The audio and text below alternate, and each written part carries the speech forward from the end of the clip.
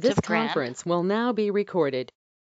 Oh, she just informed me that the conference is now being recorded, so I will say it again.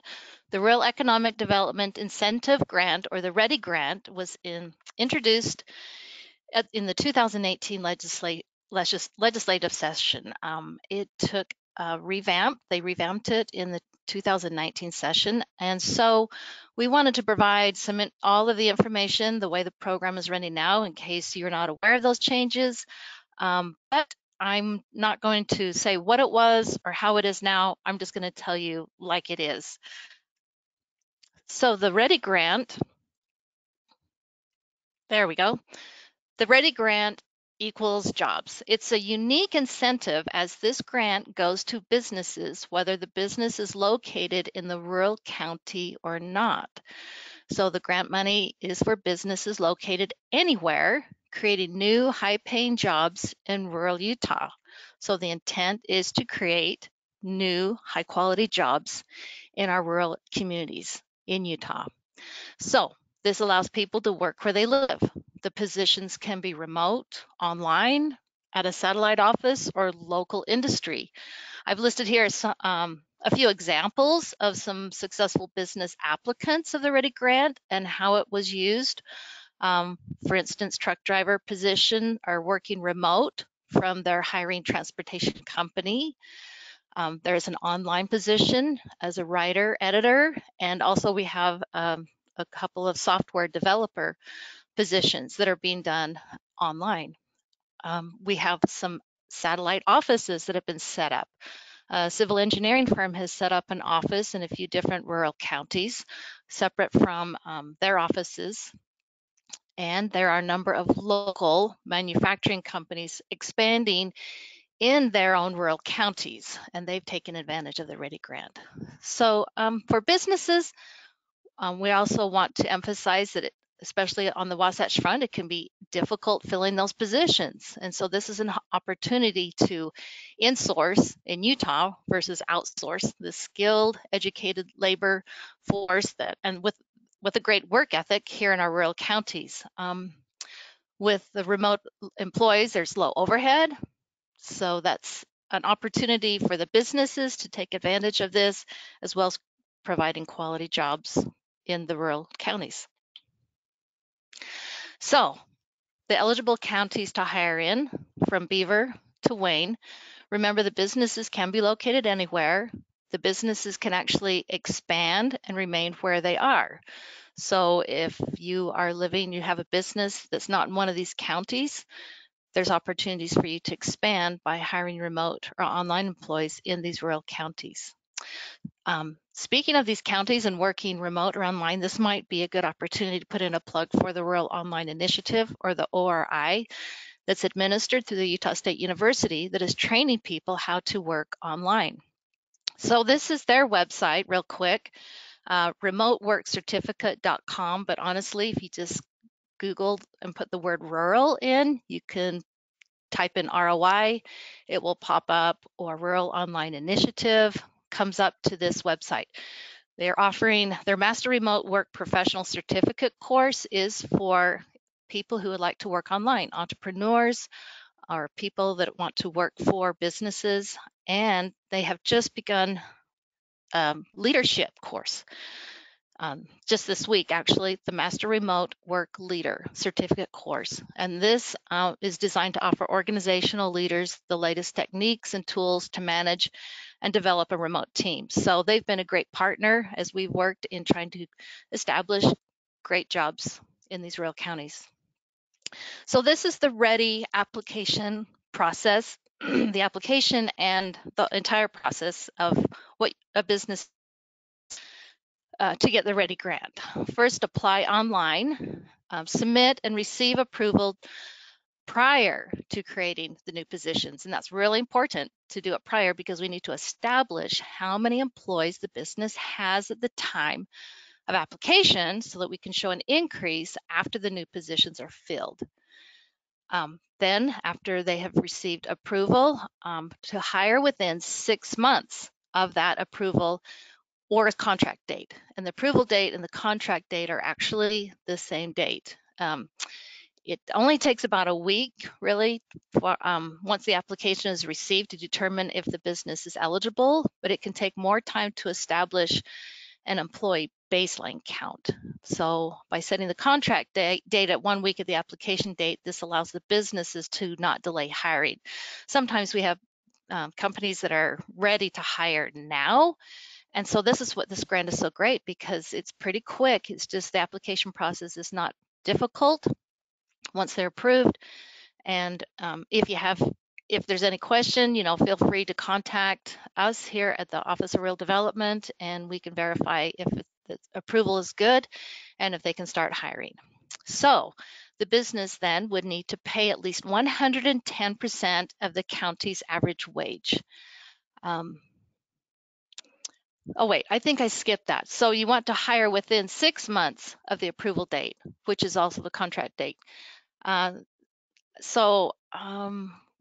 I wanted to say again about that is that you have 6 months to hire, and if you submit, say 10, like you project that you can create 10 positions, because this will be asked in the application, and you are not able to fill all 10 positions within the 6 months, but you still need to fill 2 more positions after the 6 months, then you'll need to apply again. And there's no limit to the amount of times you can apply as long as the funds are available. If you projected 10 positions and you fill those 10 positions within the 6 months, and then things are going really well and you want to hire a couple more people, apply again. So you only get funds for the amount that you've applied for. The funds are allocated, they're held, they're encumbered, and so another company might be getting some other funds. So you must project accurately as possible, and if you find that you can hire more, put in another application. You can apply again and again. There's no limit, as I said, as long as the funds are available. Now, the next step is once you've hired them, you need to be paying them at least 110% of the county's average wage. And we'll talk a little bit more about that. So the positions need to be full-time, 30 hours per week, or meeting the industry standards. So for instance, there's some seasonal work that as long as over time that they're putting in the hours over the year, that would equal a full-time position or 30 hours per week. You need to employ them for 6 to 12 consecutive months.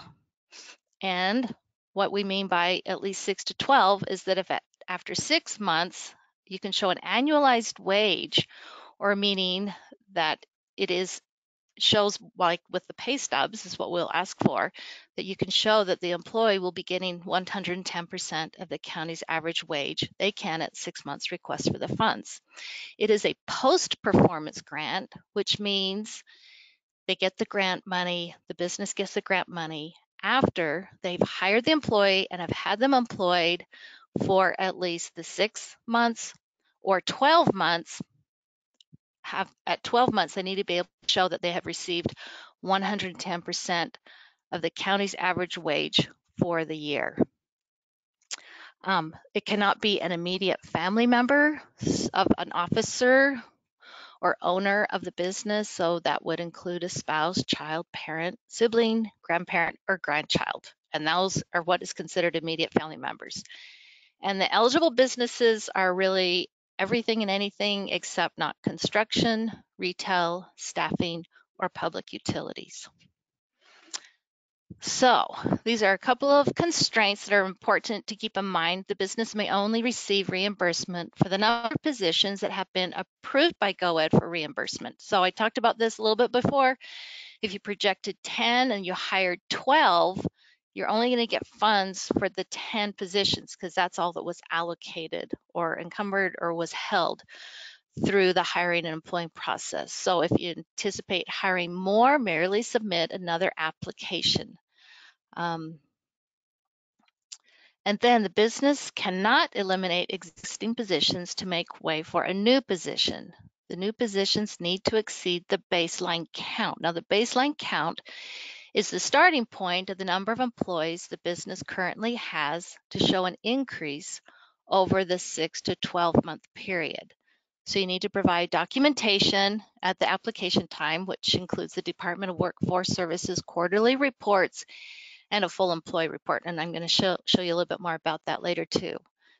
The REDI grant may be used concurrently with other GO-ED incentives, including the Rural Fast Track, the Enterprise Zone, the EdTIF, but they cannot be used for the same position. So for example, in the Rural Fast Track, you need to hire a new employee to get the grant or the capital reimbursement of the capital investment at 110% of the county's average wage. So you would need to hire for that position, but any other positions that are created, you could use the REDI grant. Those other positions, you could not stack them and get the Real Fast Track grant for the employees, but you could get the REDI grant, which gives you more money than using the Real Fast Track grant. So the REDI grant levels, how much money can a business get for each new position? Well, it depends on the county. So it's based on, it's calculated based on the percentage comparison of the county's average wage to the state's average wage. So they would get $4,000 in a county where the average wage is equal to or greater than the state's average wage. $5,000 where the county average wage is 85 to 95% of the state's, and $6,000 where the average wage is less than 85% of the state average wage. And that's for each position.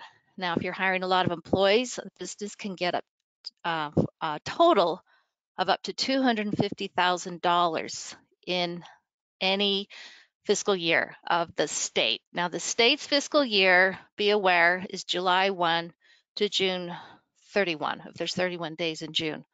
Nope, there's only 30. I did that wrong.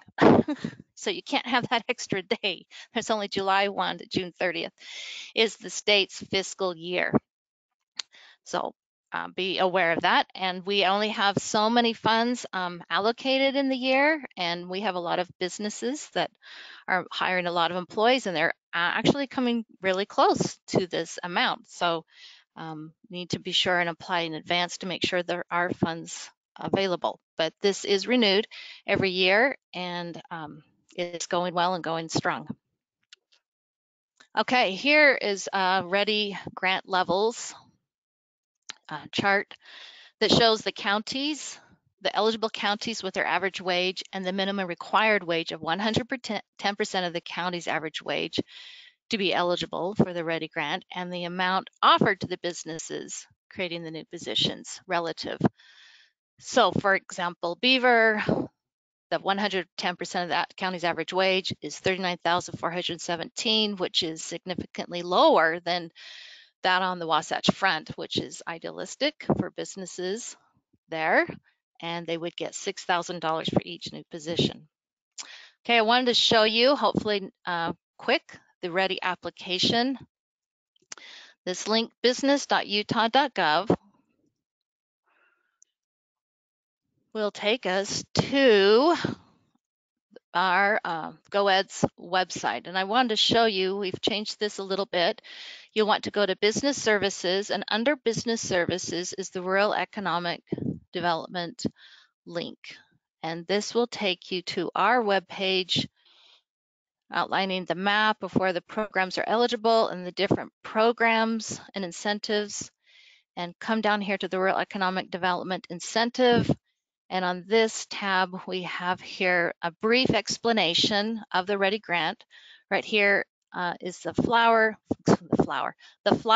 that tells you a little more, or the same information as we have here. Oh, right here, we have a great little link to a video that shows an individual in Utah Basin who successfully works online. It's a great little video. And down here is where we have our list of information. This is more detailed information and instructions for this REDI grant. I'm hoping I've given you just about everything in this webinar that you can read here, but it's in more detail, a little bit more government-eased language, but it provides detailed information that if you have any more questions, that's a good place to go. So right here we have the REDI application. It's not hard. Once again, briefly, here's the information and the table And then basically you're just entering the company's information, your primary contact, your secondary contact. One of these contacts will be the individual that will go on the contract. So be sure and include them. And if not, just let us know. So on this page, you will be able to list the county where you anticipate to hire. Well, and the number of full-time positions that are projected to be created. And we want you to enter here the minimum annual wage. You can see right here we have this little calculator. So it's calculating that in Beaver County you would get $6,000 for each of the positions. So you put in 2 positions. So your projected for the grant is $12,000. Now, let's say you're setting up a satellite offices, and so you are hiring in another county, and we want you to be sure and enter that one. So here in Grand County, 2 more positions, the wage here, and again, it calculates it. So you'll see that if we put in a county, say like Morgan, their value is a little bit different. Whoops, it doesn't want me to submit it yet. Oh no, failure. Okay, I don't know why it did that. So we'll just go back and we'll start it again. And I don't want that one. There's a lot of rural programs, so don't be sure and click on the right R1. The rural, there we go. Here's my application. Technology, you love it. It's not always perfect, but we can skip those pages now that I've already showed them to you. Here, we will need some documentation. Form 33H, Department of Workforce Services. This is just an example of what the form looks like. Each business should have their own, unless they're using a third-party payroll employer, and then we will need their forms. Also included is an employee baseline form. Now, this form we do provide, and we want you to use this. It's in an Excel spreadsheet.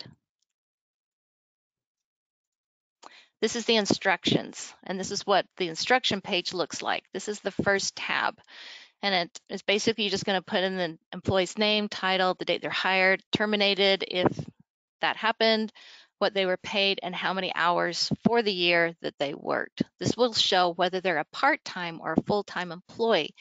We're not only going to count full-time employees when we're getting the baseline. Now, the baseline, like I said, just tells us how many employees you have currently employed at the time of application. If you have 10, and then after 12 months, you'll submit the same form, we'll see, oh, now you have 12 full-time employees. And this is the form that you will be submitting. You can populate this, you can then save it as a PDF and then upload it in to this form, and then your entity's W-9 form.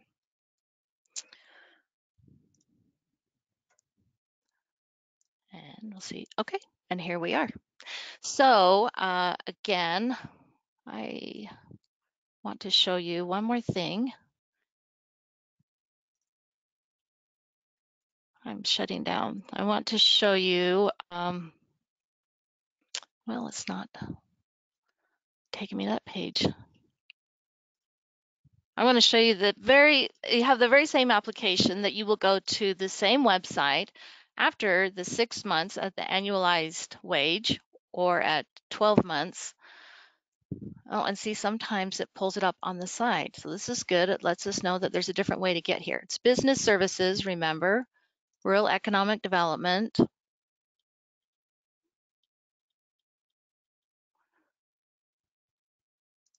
And it's ready. So we have here when you, at the end of the employment or 12 months, hopefully you'll keep the employee, but let's say you've gone the full 12 months because you probably, maybe you hired them, and when you hired them, they're a new employee, so you weren't paying them the full wage, and so they got raises, or as they gained experience, or as the employee received training, they have increased their wages. And so by the end of 12 months, now you have been able to pay them 110% of the county's average wage. this is what you will need to do just to fill out this form briefly, but the documentation that is required is a letter of request written on company letterhead. And we'd like to have in this letter for you to state that we've completed it. This is the number of employees. This was their wage. This is the county or counties where they were hired. And please give us this total amount, grant amount, and I'm signing it saying I'm verifying that we really did do this.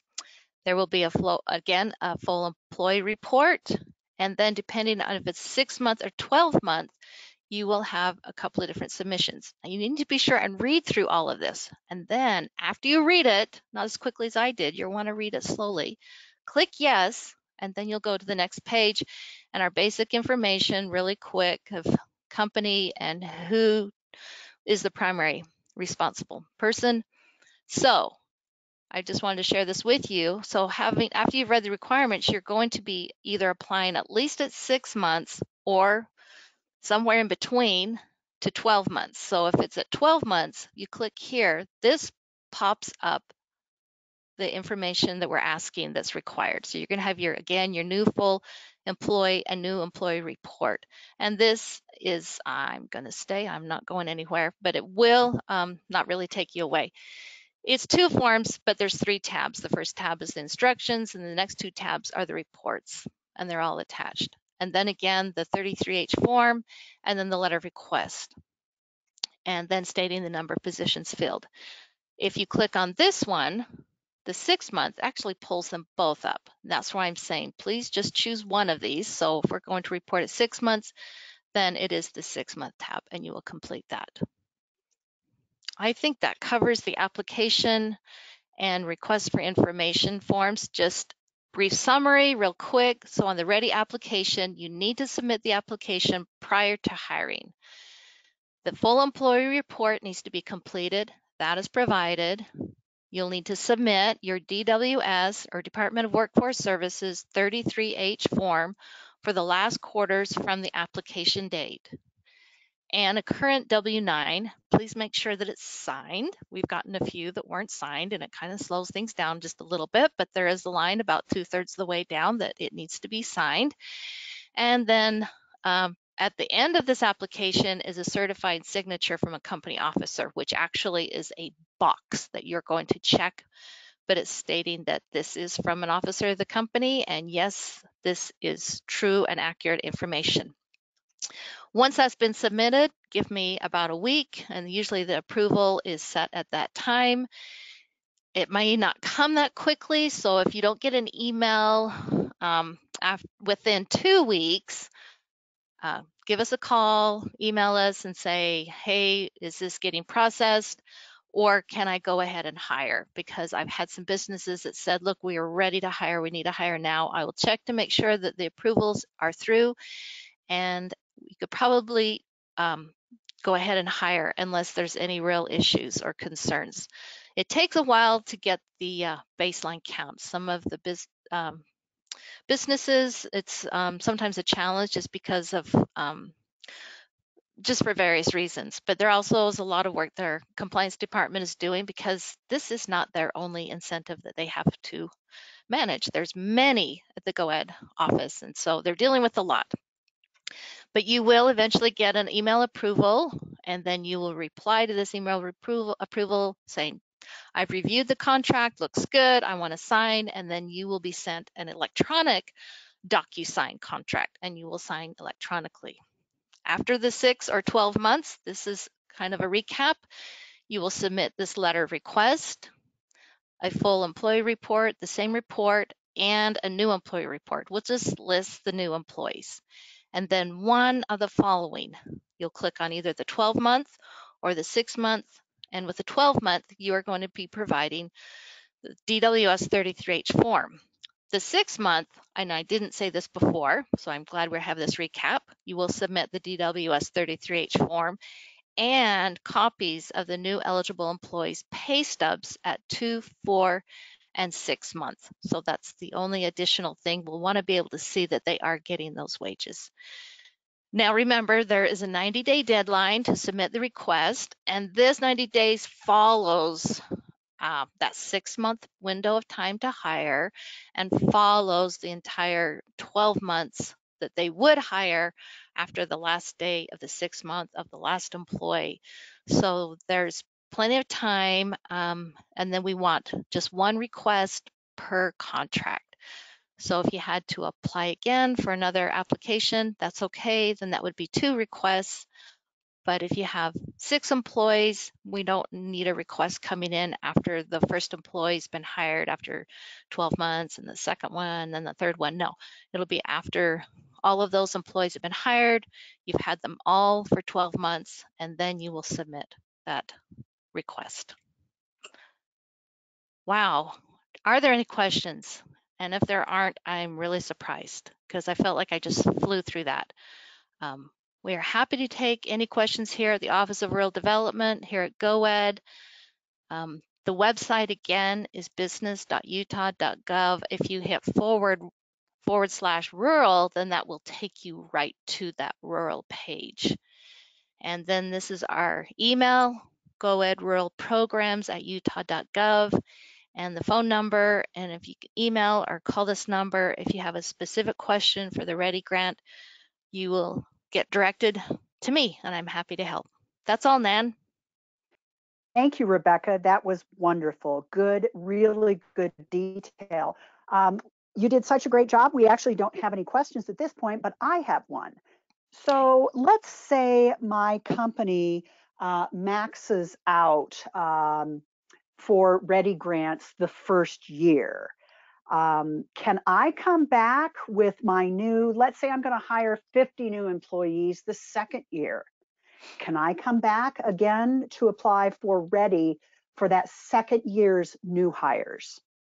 Yes, so the $250,000 is per fiscal year of the state's fiscal year. So if you are hiring right now until June 30th, and you are hiring 45 employees, depending upon the county, that's going to max you out to that $250,000. And then July 1, you're ready to hire some more, get an application in, get another one in, and yes, you would be potentially eligible for the next $250,000. It is capped at $250,000, and we have only so many funds, so there's certainly an advantage to being first in the year. And also be aware, and I hope this was clear, because there's a question we had from a couple of businesses last year who projected that they would hire a high number, say like 40 positions. And then there was, for one reason or another, they weren't able to hire all of those positions before the end of the year, but they had already allocated all of those funds. So we just have an option in the contract now that they're able to amend the contract so they can, pull back, revise the contract, just communicate with us. That's really important. Just let us know, say, hey, we were only able to hire 20 of the 40. We need to amend the contract because those funds are encumbered. And as long as those funds are encumbered, we can't allocate them to another business. We can't allocate them to you again, because that would put you over your $250,000 max. So it's important to communicate with us. We'll amend the contract. Then you can apply again after the 6 months, and that will give you another 6 months to hire and reach that cap.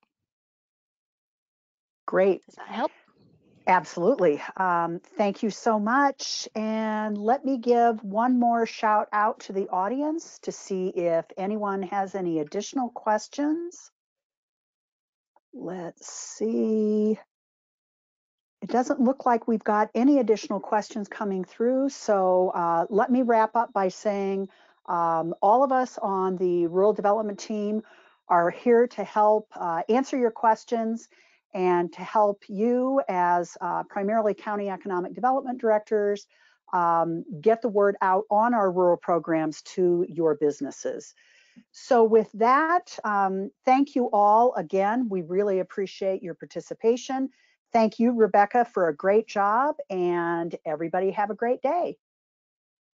Thanks.